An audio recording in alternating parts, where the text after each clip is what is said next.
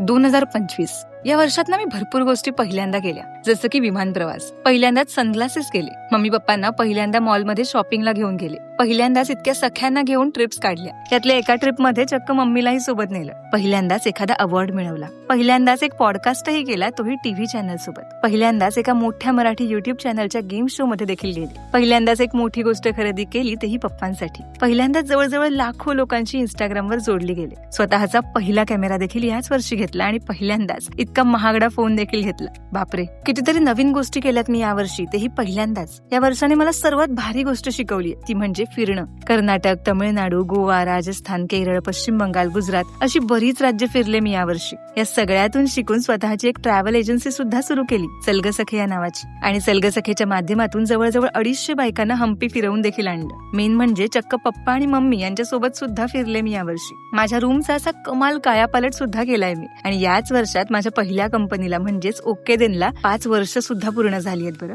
मागे वळून बघताना जाणवतंय की 2025 हे खरंच खूप छान वर्ष होतं ना. या पूर्ण वर्षाने मला बदलूनच टाकलंय. तुमचं हे वर्ष कसं गेलं हे ऐकायला मला नक्कीच आवडेल, त्यामुळे कमेंट करायला विसरू नका बरं.